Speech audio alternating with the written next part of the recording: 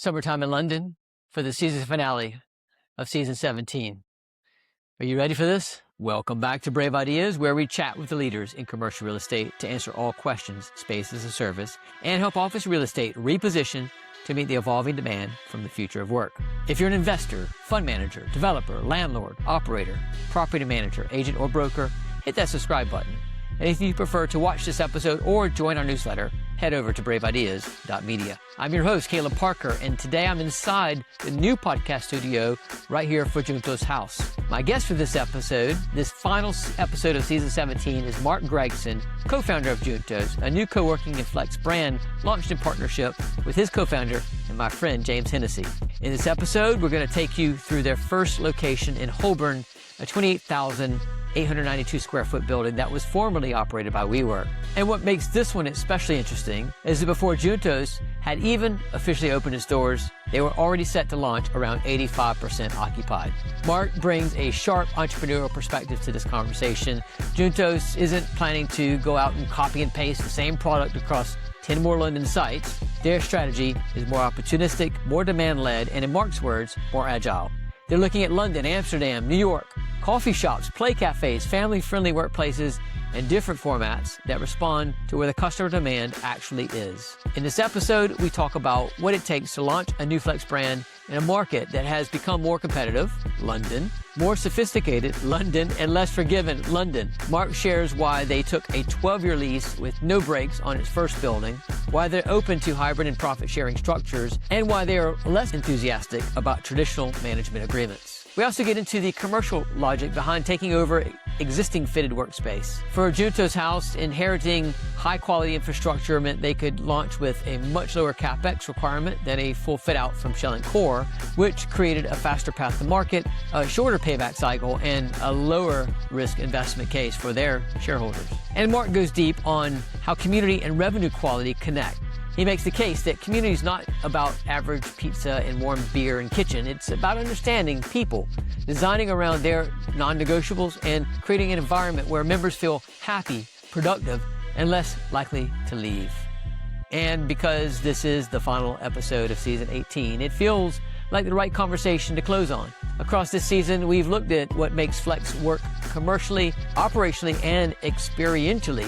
Is that a word? This episode brings many of those themes together through the lens of a new operator launching with ambition, discipline, and a willingness to challenge the standard playbook. Now, before we jump into the full conversation, here's a quick word for our headline sponsor. If you're a flex operator still juggling spreadsheets and manual rate sheets, stop.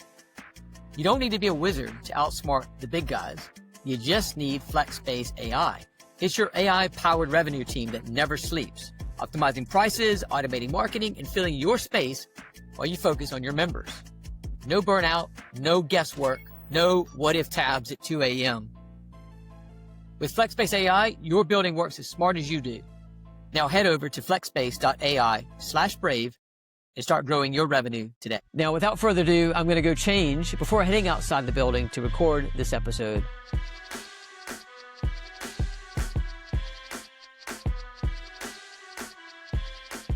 Welcome to Brave Ideas, Mark.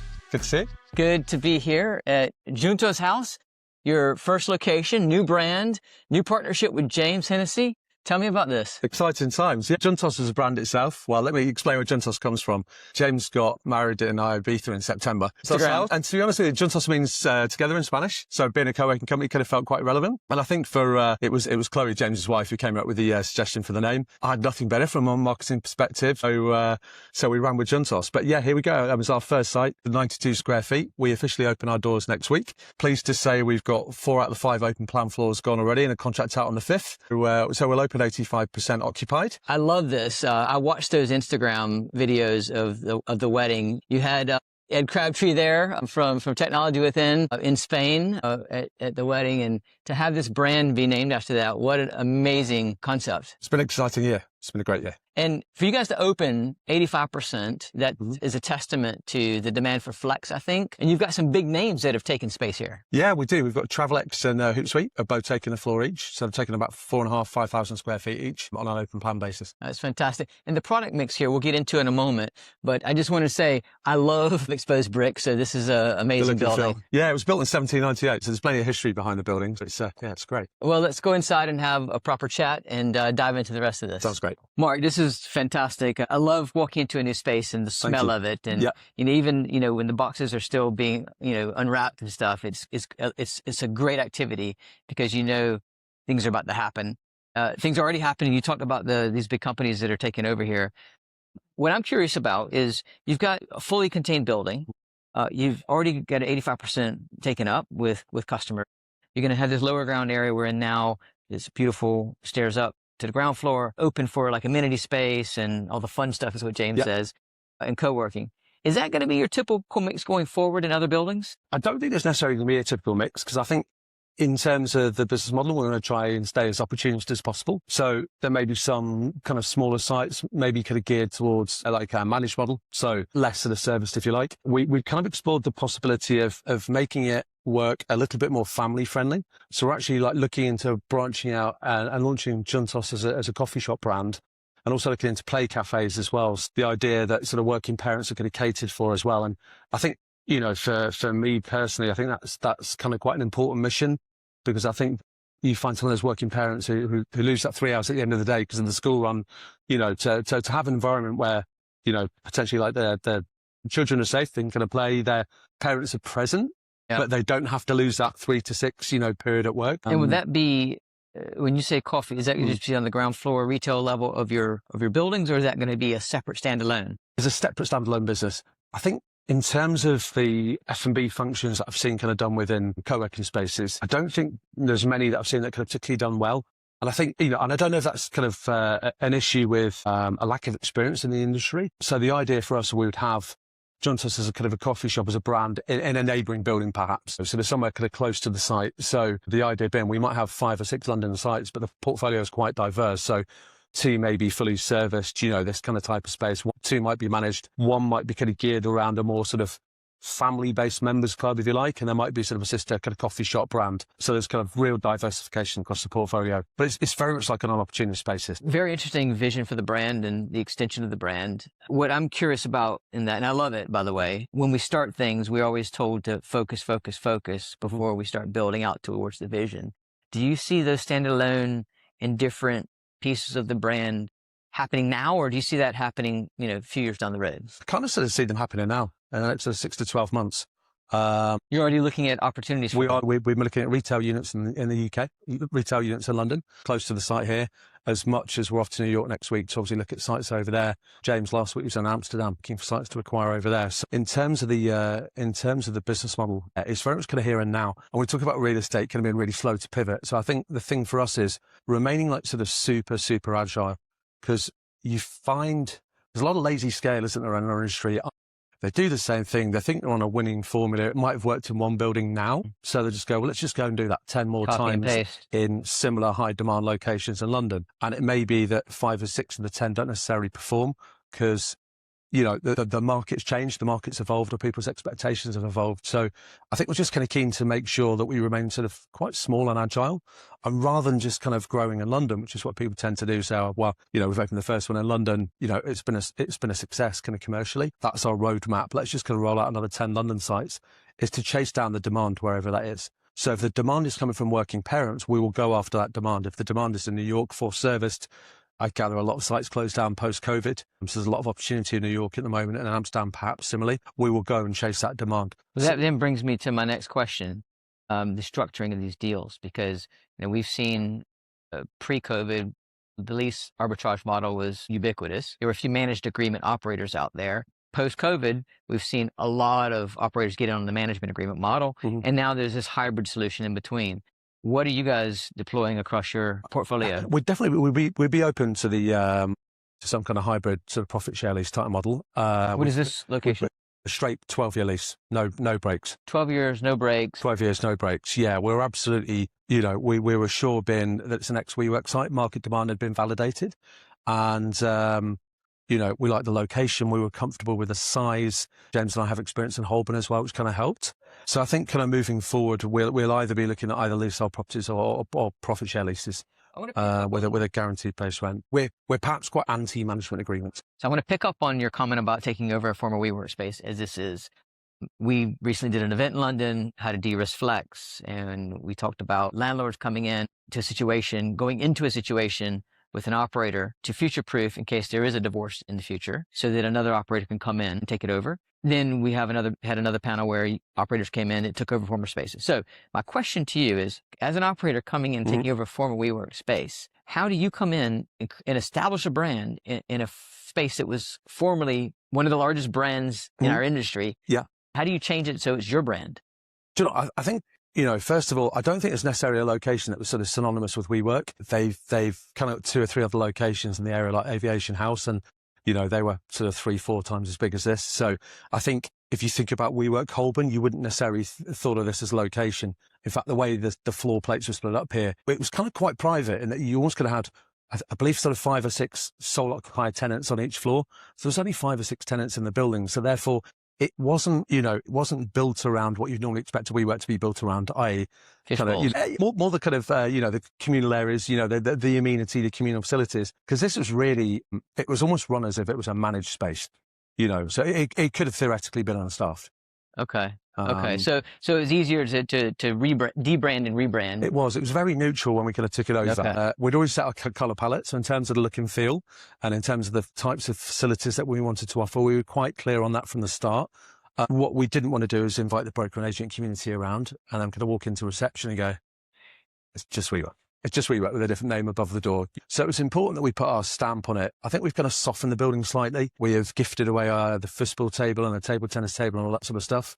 Whilst we think amenities are important, they're not really our types of amenities. I think if in my eyes, if WeWork, and this is, no slight in a great company, part of the world views WeWork as co-working for kids. This is co-working for grown-ups. No, it's a good point. This space, the building was already conducive to a rebrand, smaller floor plates than a WeWork. It doesn't feel like a WeWork. I get that. But I understand part of your growth strategy is looking at former WeWorks and other operators that have left the space in situ where the landlord's holding the bag. You guys can come in and take it over on a lease, which is what the landlord wants, or a hybrid thereof, profit sharing lease. What are your tactics when you're coming into a new site like this to quickly turn it around and rebrand it to Juntos House? Good question. We're talking in terms of look and feel, because I think just going back to something you said a second ago, which I think was really important for us at the site. Let's be honest, I think the reason a lot of operators will pursue management agreements is quite simply because they don't have the capex available to fund the fit out. And they're quite happy to pass that hot potato over to the landlord. I think for us, if you've got a site where, being an ex-WeWork site, and it was fully occupied as well, so demand was already validated, everything worked. We knew that in terms of the infrastructure in the building, and I'm talking in terms of the quality of the plant, the flooring, sort of some of the finishes, WeWork spent a lot of money on their buildings, so we kind of inherited some really decent quality infrastructure because the site was mothballed. So from our point of view, the cost of our fit out and our furniture, just going to give you an example, is sub £1 million. Whereas the reality on a site of this size, I think if we were doing a full Cat B at, let's say, £120 a square foot, £25 a square foot on furniture to kind of reach a certain standard, the reality is the cost would have been more like £4 or £5 million to set up the site. So what did you spend overall in your Cat B here? Sub £1 million. Sub £1 million in total square foot? 28,892 square feet. Do the math there. And the fact that our kind of startup costs are therefore, through inheriting the site, are kind of 20% less than they may be typically if we went into a building that's, Cat A or sort of shell and core. It made the deal a no-brainer. One, the money was easier to raise because we weren't asking for quite as much. There's a much shorter payback cycle, for the investor. And it doesn't have that £5 million burden, kind of draining profits. You spend the first 5 years kind of paying that off. And it's only years sort of 6, 7, 8 where the building starts to turn a profit. So from our point of view, I think it was, it was lower risk, and it was easier for us to, because we were confident in the site. It was easier for us to kind of take, all of the upside on the site because we needed less money to get it off the ground. So we've just seen the lower ground. We're in this room here. It's going to be a multifunctional space that is a little bit of side commentary. That is going to be a meeting room, nice boardroom table is going to sit right here. Yeah. But also it can serve as a Pilates studio, yoga Pilates studio. You've got the mirrors here. You can have maybe 10 or 20 people in here doing Pilates. Yeah. Super cool. Love that. Let's get back to the podcast. Got a tour within a podcast. How about that? No, look, earlier you mentioned, Amsterdam. You mentioned New York. Yeah. Obviously London. You're here now and you're going to continue expanding into London. My question is, what's the thinking behind going abroad now versus growing across London and UK? I think that whilst, there's an element of demand, there's a level of maturity in the London market. I think that a lot of the areas that may be of interest, or certainly some of the areas, will be either cost prohibitive or where market demand has been validated. There's sort of too much saturation. And I think it's quite difficult to sort of genuinely differentiate in the industry. I know some will have a wellness studio, some won't. Some will have an F&B function, some won't. But, I don't believe there's anything kind of truly unique necessarily in the UK or certainly in the London market. And I think for us, the overwhelming feedback is that a lot of the operations or certainly a few of the operators in New York could have closed down during COVID, and they've maybe not necessarily kind of bounced back or could have come back to the market, where they've kind of closed up shop. There's some great space available on the right kind of terms. In fact, there's actually 2 ex-WeWork sites that we're going to have a look at next week. So we've got, as we spoke about before, so the demand has been validated. We inherit decent quality infrastructure, therefore our cost of fit out, our cost of kind of launch will be much lower. Really? It's really an opportunistic play. It's about the business plan itself, coming in, taking over space that you don't have to spend a ton of CapEx on. Yeah. You've got demand already there that you can capture. So it's a quicker path to market, a cheaper path to market, quicker return for your investors. That makes sense. It does make sense. I guess that leads me on to my next question. As you start growing this portfolio and the different products here, a lot of managed office, some co-working and meeting rooms. You're going to grow your number of meeting rooms. You're going to grow your day offices, your co-working inventory for day passes and memberships. You'll continue growing private offices, I'm sure. One question would be private office versus managed office. But how do you think about revenue quality when it comes to filling up a space? 85% occupied here already before you even really opened. Is revenue quality for you a long-term contract? Is it a certain covenant of the customer? Is it a diverse mix of people? What is it for you? I think it's probably a blend of all three. I mean, the majority of tenants we've got signed up here have sort of signed for 2 or 3 year terms, some of them are slightly longer. We actually did original projections on sort of 12 to 18 months. In reality, they've actually kind of signed up for longer than we were expecting. There are, commercial advantages for those like longer, stickier tenants. I appreciate if one leaves, then potentially you lose 20% of your occupancy overnight. And that's a potential sort of dilemma there, albeit, to have the security of long-term revenue on a site where it's not going to cost us a fortune to get this building off the ground. So a site that kind of commercially stacks up really well, certainly for the first sort of 2 or 3 years during kind of incentives period, if you like. So it's a 12-year lease. So, in terms of kind of rent-free and sort of half rent, the cash surplus kind of created is really positive in those first few years.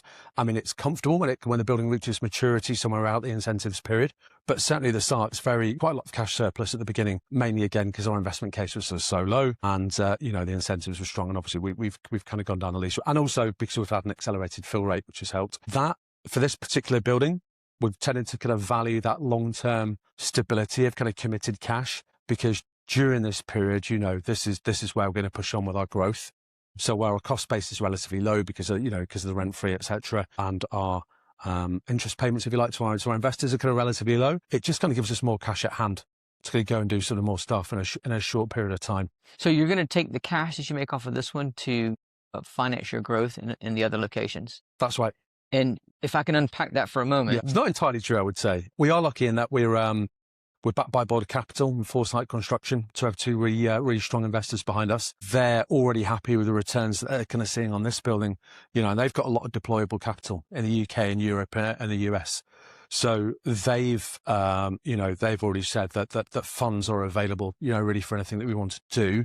However, the less funding we have to take, from our investors, the better, certainly in the early stages. So just to have a building that's got net positive cash flows is going to help us with our early growth plans. We feel like it's going to open more doors. There's more cash available. So they're, and I'm going deep on this, but your investors are not ring fencing each site. They're sort of cross collateralizing it so that the success of that site, the EBITDA that you generate, the cash flow that you're generating some of it's going to pay them back, but in whatever the surplus is, you're going to use to finance future growth. Exactly right. And our investors, they're in for a mix of debt and equity into the business.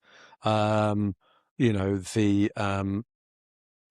keen to split it that way. And I think the reason, obviously, they did split it that way is they believe in us, they believe in the product. So rather, they could have just done a straight loan, obviously, on the investment. And we'd have probably still pursued the site anyway because the cash requirement's relatively low.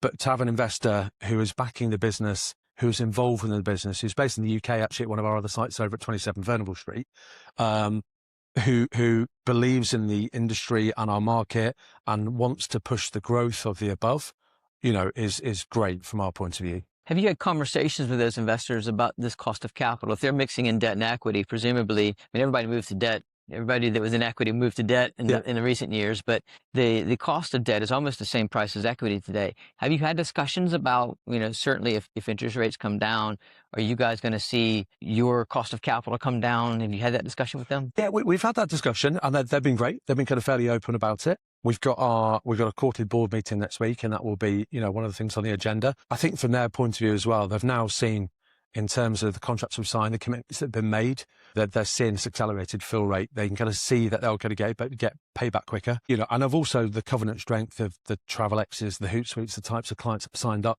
with us. I think it just kind of gives the investors like a renewed level of confidence. Perhaps when we launched the business, we were new to the investors. We got kind of introduced them through an industry contact, but they were investing in 80 different businesses. They own I think the world's largest competitor to like GHDs, kind of like quite fancy high-end hairdryers. They own, I believe they've just sold to marinas that they owned in Norway, for example. So they're private equity. Yeah, and there's a real kind of diverse mix in there. They didn't necessarily have a huge amount of experience in our industry, but the performance of the buildings as we started marketing, we've reforecast 4 times and it's only gone up. So they're now seeing these signed contracts. They've got a lot of confidence in the strength of the site. So from that point of view, they are they've talked about kind of moving our loan to a lower interest pot, if you like, as well as making additional funding available to fund our growth. That's fantastic. And I think I'll come back to that funding the growth moment at the end here, because I do want to ask about that. But I've got a million questions in my head and I won't have time to get them all out. I want to return to the revenue quality conversation because, one of the recurring themes this season has been talking to different operators about what makes their business successful. And one of the questions I like to ask is, if you're looking at, occupancy, retention, community, revenue quality, if you had to pick one and sacrifice all the others, which one would you focus on the most? I'm the kind of romantic capitalist, and there's sort of slightly more of a dreamer than James. So I could probably go down the community route. I'm kind of, fundamentally driven by people rather than stuff, which is why we've, built up such an extensive events calendar, and we've really kind of doubled down on the community piece in this building, and also got quite heavily involved with the community outside our front doors. Because I think when operators turn up in locations, they think they've got to create a community, and they think that community involves, a bit of average pizza and a warm bottle of Budweiser stood in the kitchen on a Thursday, and they call it a social event. Whereas the reality is, view is that the community already exists. It all exists around us and around our building. We don't need to create our own sort of micro community. So, and something we spoke about before, let's say, for example, with the idea of play cafes, let's say, okay, we're based in Holborn, but there's 7 primary schools within a quarter of a mile radius of the building. So that says, and there's a huge residential element in Holborn. So who's serving those working families? Who's solving, who's kind of solving some of those types of, sort of social problems? So that's a bit that kind of personally, and I know I've kind of laboured the point a bit, that's a bit that kind of really kind of interests, sort of me, sort of personally, is a community element. Community for a lot of people is a buzzword. I appreciate you explaining about how you connect with the local community here as well. And it's not just pizza and beer. In your experience, both in your previous life, but also watching all of our friendly competitors in the industry, when it comes to community, what do you think most people get wrong? I think that people sometimes struggle to understand the nuance of human nature. And what I mean by that is, if you take someone who's neurotypical and someone who's neurodiverse, in terms of what their version of happy looks like, in terms of environment, in terms of connection, they're fundamentally sort of very different. One glove doesn't fit all. And I think what we've tried to do, and also especially with the events calendar, we have, I know you can't please everyone, but we've tried our best to kind of please everyone. We've applied for a music license. So the idea is we're going to do little intimate music gigs. We're going to do stand-up comedy nights. We've got a chess club, but then we've got a run club. There'll be cookery classes. And I appreciate not all of those things will be for everyone. There may be several sort of smaller tribes kind of created in the building, if that sort of makes sense. It's really understanding kind of people and how you make people feel. And you probably noticed the first thing on our website we say is happiness is key, because happy people are more productive people. And that's a feeling, right? So that's not about, that's not about bricks and mortar. That's not about the quality of the flooring in your yoga studio. That's how you behave. That's how you conduct yourself, how you interact with people, how you listen to people, right? That's how you make people feel. And for me, I don't think the industry is great at, really thinking how they make people feel. It's a great point. And the cliche phrase or quote out there is nobody will remember what you said, but they'll remember how you made them feel. Yeah, I'd agree with it, right? I think, and I think as well, allowing the customers to, curate their own experience, their own environment. I think in our industry, we're very good at telling people what they need. I don't think we're great at asking people, what are you prepared to pay for? And if you're looking to create that perfect environment, let's say for your team on site, I think that's a really powerful conversation, because whether we do yoga or Pilates or, we're dog friendly or we're not, they're really easy decisions for us to make. But there may be quite critical decisions in terms of whether a client chooses us over another operator, or whether our retention numbers stack up long term, whether people stay with them because they've found their place, right? They've found their people. They like the experience. If exercises are non-negotiable in your daily life, well, then that person is leaving the office at 6, right? He's got an hour and a half commute and he's trying to run to Pure Gym and the home counties before it shuts at 9, and he might squeeze in a 20 or her might squeeze in a 20-minute workout. I think, for that particular person, to build exercise and wellness properly into the building, so therefore his day not only accommodates, but it's arguably kind of built around that person's non-negotiables, I think just means when that person goes home, they've done their work, they've done their training, they've had their fun time. Now it's family time or whatever, Now it's kind of creating a separation between work and home life. Well, you're putting the customer at the center of the universe, and that is key. I think everything you said is spot on. My next question for you naturally is going to be, great. James is going out there and focusing on bringing customers in, and you're focusing on making those customers feel good. How do you balance a focus on community with the needs for the P&L? Certainly from a cost point of view, it's kind of baked into our P&L from the start. The driver from our point of view is creating that environment that people don't want to leave. So, which obviously has a direct impact on retention, which has an impact on obviously long-term revenue for the business. I suppose it's probably a bit cliche to say if it's not broken, don't fix it. I mean, what is an office but a white box with desks and chairs on it? It's like no child grows up wanting to sell offices for a living. Now, I love the industry as much as you do, and very few people love the industry as much as you do. But offices themselves, they're not exciting places, but relationships and connections and people and the stuff that's kind of packaged around the office, that's fun. That I'm getting out of bed for, that I'm enjoying. We want that to kind of obviously carry out to our tenants. We want them to have the same approach. We want them to go, yeah, great. There's another white box with desks and chairs in just up the road, slightly cheaper. That keeps the CEO happy. But, those 3 members of the team that can't bring their dog to the new office, where that was they're non-negotiable for them, they're now upset. Or those people that have got to go back to the 1 hour and a half hour commute to do 20 minutes in a Pure Gym before it shuts at 9 p.m. at night. That non-negotiable's disappeared from that person's life.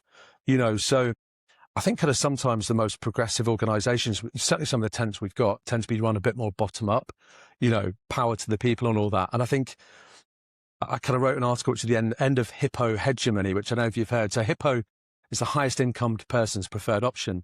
And a decision used to be driven by, what would the CEO do? What's the CEO want? Which is normally, is it in my budget? Do I have enough desks or seats, or however you put it? Is my commute reasonable? Is it close to my favourite restaurant? Whereas I think now the most progressive businesses, you're looking at the most junior members of the team, like the bottom of the triangle where most people sit, what does their perfect environment look like? How do I keep those guys happy? From my point of view, happiness equals productivity. So if you can give that environment where people want to be and they feel good and they don't mind kind of coming in, guess what? You're going to see their best work. They get the best work, their output's higher, the company performs better, CEO's now happy. Because he's hidden his number. And that's, it's kind of cyclical. Well, there we go. There's the best advertisement of the year for the office. Maybe even, crop that out, cut it, get a soundbite. This is fantastic. I like what you're doing here. I'm impressed with the model and the savviness that you and James have. Launching at 85% is fantastic. I know you're gonna nail it. Yeah, and it's. Do you know what? And sorry if I've kind of cut you short there. It's quite interesting because it's interesting to hear myself kind of talk to you before about the business model and the plan. And sure, this one's worked. We could go and do 10 more of these in London. But that feels really boring and not kind of particularly sort of aspirational from my point of view. And I think for James and I, it's a bit like the difference between being a pirate and being in the Navy. In the Navy, you've got to conform, right? You wake up in the morning, you know exactly what you do, you know exactly what your day looks like. A pirate wakes up in the morning and goes, I want to do this. And I think it's just kind of retaining that sort of mindset, agile to, not pursue necessarily passion projects, but things we generally, care about as like working father to like 3 girls myself. That's why I mean, there is a real problem there, the 3 to 6 p.m., which is why play cafes are quite successful in the home counties, having that. I can pick up my child. I've still got a good desk and Wi-Fi and a decent coffee. I can do 3 hours work. They're over there, safe, guarded on the climbing frames, having the time of their life. So I still feel connected. I still feel present, but I'm also not neglecting my work or letting the side down, So I think that's a passion. That's a driver from my point of view. And we'll go whichever direction the wind sails, quite frankly. And I think spoken like a true pirate. It's how we've decided we want to be from the start. Juntos means togetherness. You're going to create places for people to come together, feel happy, and then also be together with their children at the end of the day with the play cafes in New York, in Amsterdam, in London. Where else? Really, really good question. We have not got further than New York and Amsterdam at the moment. I think in terms of London, there will be some expansion. There'll be 1 or 2 further sites, but the locations have got to be absolutely right. I think you're more likely to see more expansion on the coffee shop, play cafe idea sort of in London. In terms of Amsterdam and New York, certainly kind of from day one, they will be sort of more traditional office focused, like it is here. Not traditional office, flex office. Flex office focused, I'd say. But yeah, but beyond London, Amsterdam and New York, that's as far as we've got. Yep. And I look back 12 months ago, we didn't exist, and in 12 months, we've written a business plan. I've got a business partner. We've raised funding. We've opened our first site, which is here. And we did beat some of our larger competitors to the location. There's a few operators looking at it. We've acquired one of our competitors, Divisible. As of next week, we open our doors at Juntos House. So it's been a fairly mental 12 to 14 months, but we're proud of how far we come as to what it looks like in 12 months. It's Your amazing. guess is as good as mine. Yeah, it's amazing. You guys are phenomenal and make a good team, clearly. And I think you're off to the races. It's impressive. Thank you. I'm wishing you guys the best of luck. Thank you for sharing your story. We'll do another one of these in the near future as you've opened up your New York and Amsterdam sites. I'll see you in New York. And that's a wrap of season 17 of Brave Ideas. Before we go, I want to give a quick preview of what's coming next. Season 18 launches July 1st, and this one's special. We teamed up with Liz Elam again, this time to record an entire Juicy series on site in New York City during Juicy's 50th edition. Over the course of that week, we sat down with operators, workplace strategists, and landlord advisors shaping the future of flex and office real estate. Season 18 goes deep into the conversation defining where our industry is headed next: enterprise flex, hospitality-led workplaces, landlord partnerships, workplace experience, underwriting, community, brand, and the evolution of the office itself. While this might be a continuation, this is not the same trends that we're talking about through the previous seasons. What stood out to me most in New York was this: Flex is no longer operating on the sidelines of commercial real estate. It's becoming one of the forces redefining it. Season 18 starts on July 1st. Make sure you're subscribed to braveideas.media or on Spotify, Apple, YouTube, or wherever you listen. Thank you again for tuning in, and we'll see you in New York on July 1st.